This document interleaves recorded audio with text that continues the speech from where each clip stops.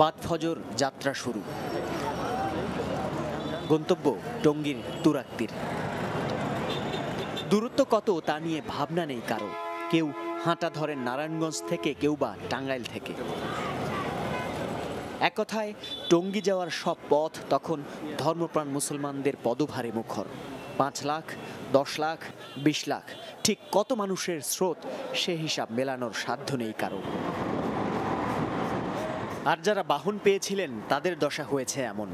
সৃষ্টিকর্তার কাছে নিজের ভুল ত্রুটি ক্ষমা চাওয়ার তাগিদ কোনো কষ্টই অনুভব করতে দেয়নি তাদের। আল্লাহ তাআলার কাছে ক্ষমা প্রার্থনা করার জন্য যাচ্ছি, উনি আমাদের ক্ষমা করুক, এটাই আমরা চাই। আমাদের সৌভাগ্য হবে, আর ভবিষ্যতেও ইনশাআল্লাহ আশা আছে আবার আসবো। দৃষ্টি প্রতিবন্ধী আব্দুল জলিল, তাকে পথ দেখিয়ে ইস্তেমার পানে নিয়ে যাচ্ছেন শারীরিক প্রতিবন্ধী মোস্তফা। পায়ে হেঁটেই তারা এসেছিলেন মোহাম্মদপুর থেকে। আপনি তো চোখে দেখতে পান না, এত দূর হেঁটে যাচ্ছেন, সমস্যা হচ্ছে না? সমস্যা অবশ্যই হচ্ছে, তারপরে সমস্যা মনে করি না। যেহেতু আল্লাহর প্রতিদান যাচ্ছে, আল্লাহ গুনাহ খাতা মাফ করে আল্লাহ। বহু কাঙ্ক্ষিত সেই মোনাজাতে মহান আল্লাহর কাছে ক্ষমার আবেদন। আল্লাহ মাফ করবেন, মালিক তো আল্লাহ, মানুষের ক্ষমতা আছে কিছু, আল্লাহ মাফ করে দিবেন। অতঃপর আশা পূরণের আশা নিয়ে ফেরার পালা।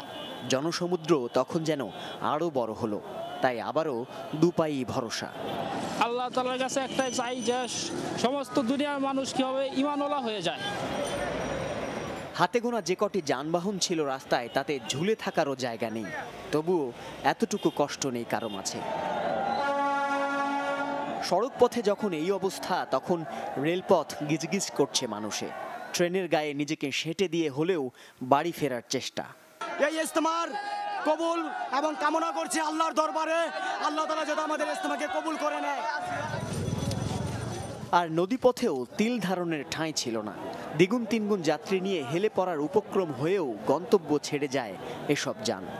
এখন বাস পাই না, তাই ট্রলারে আসছি, দেখি যাইতে পারি কিনা। যদি না পারি তাহলে আবার ট্রেনের স্টেশনের এদিকে যাব। না পাইলে আরো ধরুন। এত কষ্ট কেন করছেন? আল্লাহর লিগা। ইসলামী চিন্তাবিদরা মনে করেন ইসলামে আখিরি মোনাজাত বা শেষ মোনাজাত বলে কিছু নেই। তাবলিগ জামাতের মুরব্বীরাও তাই মনে করেন যে মহান আল্লাহর কাছে বান্দার চাওয়ার পাওয়ার কোনো সীমারেখা নেই।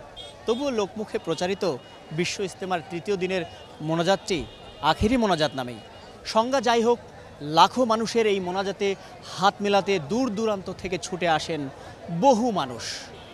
এই যাওয়ার আসার মধ্যে যত কষ্ট ও দুর্ভোগ, তার সব কিছুই হার মেনে যায় ধর্মপ্রাণ মুসলমানদের সৎ জীবনযাপন করার তীব্র আকাঙ্ক্ষার কাছে।